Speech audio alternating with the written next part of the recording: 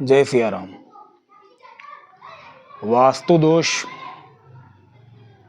ऐसा कोई व्यक्ति न होगा जिसने न सुना हो। आज की दुनिया में चाहे कोई देहाती हो, शहरी व्यक्ति हो, ग्रामीण हो, पढ़ा लिखा हो, सभ्य हो, कोई भी हो या निपट गांव का हो, उसने भी सुना ही होगा कि वास्तु दोष। हमारे एक शास्त्र है वास्तु शास्त्र, और आजकल तो बहुत प्रचलन में आया शब्द, और आजकल तो वास्तु शास्त्रियों की बाढ़ सी आ चुकी है। तो सोशल मीडिया से सब जुड़े हैं, तो सबको वास्तु वास्तु वास्तु सबको याद है। तो एक्चुअल में वास्तु दोष एक शास्त्र, वास्तु एक शास्त्र है जिसमें भूमि स्वामी, मकान का जो मालिक होता है, स्वामी होता है, उसके जन्म पत्र से उसका वस्तुओं का समायोजन किया जाता है, दशा दिशा निर्धारित की जाती है। तो उसके मुताबिक एस्ट्रोलॉजर सजेस्ट करता है, व्यक्ति मकान बनाता है तो ठीक रहता है। विरोध नहीं है किसी का, मान्य सर्वमान्य वास्तुशास्त्र। वास्तु पूजन भी हम करवाते हैं, स्वाभाविक है, सभी करवाते हैं। खैर,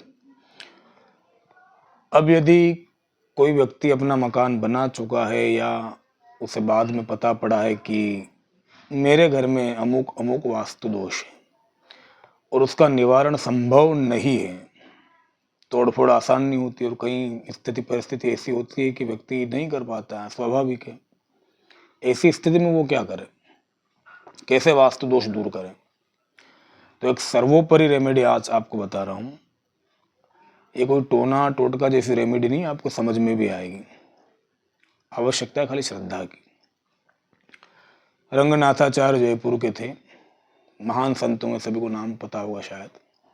उनके ही कोई एक शिष्य रहते थे वहाँ, तो उन्होंने कोई मकान लिया, रॉयल, उनको मकान मिल गया, अच्छा सस्ते में मिल गया, तुरंत ले लिया उन्होंने, रजिस्ट्री करवा ली, सब कुछ, रहने चले गए।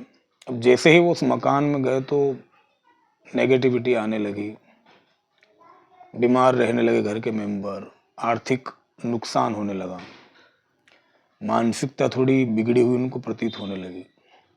अपने गुरु रंगनाथाचार्य के पास गए कि ऐसी ऐसी बात है। तब उन्हें बाद में सूचनाओं द्वारा पता पड़ा कि ये कोई भूतहा मकान है, यहाँ अनेक वास्तु दोष, इसीलिए यहाँ के स्वामी ने इसको बेच दिया और आपने ले लिया सस्ता देखकर। तो वो गृह स्वामी रंगनाथाचार्य से कहते कि भगवान अब क्या किया जा सकता है, बेच दूं मैं भी, कोई लेने वाला भी नहीं, कैसे क्या करूं?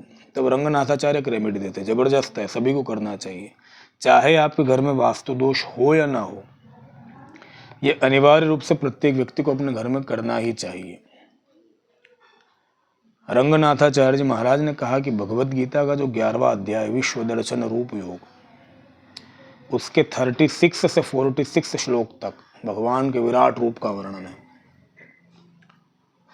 स्थान ऋषिकेश से चलता है वो, स्थान ऋषिकेश तो प्रकृति आ जगत प्रशतुरक्षर शांति बीतान दृश्योदमंती सर्वे नमस्सन्ति सिद्ध संगा, यहाँ से चलता है। और किरीटिनम गदिनम चक्रस्य इच्छामि त्वां दृष्टुमहं तथैव तेनैव रूपेण चतुर्भुजेन सहस्त्र बाहो भविष्मूर्त, इसमें विराट रूप का वर्णन है भगवान कृष्ण के। और फिर विराट के आगे क्या कोई दोष? तो रंगनाथाचार्य ने कहा कि कुछ ब्राह्मणों को बुलवाया जाए, विद्वान ब्राह्मणों को, 10 श्लोकों का 36 से 46 11वें अध्याय का अनुष्ठान करवाया जाए। 40 दिन का अनुष्ठान करवाया गया ब्राह्मणों द्वारा, और 41वें दिन ही उनको शुभ संकेत मिलने लगे, नेगेटिविटी दूर हुई, आर्थिक जो हानि थी उसकी भरपाई होना शुरू हुई, घर के सदस्यों की मानसिक और शारीरिक हालत सुधरने लगी। इस तरह से वो पुनः अपनी पटरी पर उनकी गाड़ी आ जाती, अच्छी तरह से आ जाती, और अच्छी तरह से आ जाती है। तो भगवत गीता की यहाँ महत्ता भी सिद्ध होती है कि भगवान कृष्ण की अमोघ वाणी प्रत्येक व्यक्ति को, चाहे उसे पता हो ना हो, केवल और केवल 11वें अध्याय के 36 से 46, 36 टू 46 तक श्लोक का पाठ उच्चारण पूर्वक अपने घर में नित्य करें। गीता पाठ भी होगा, ऋषि ऋण भी दूर होगा, और हमारे आर्ष ग्रंथ जो हमारे महापुरुषों द्वारा रचित हैं उनका ऋण है हम पे, वो भी उतरेगा, और घर में खुशहाली भी आएगी। करके जरूर देखिए, आपको बहुत अच्छा लगेगा। मिलते हैं अगले किसी यूजफुल वीडियो में। जय सिया राम।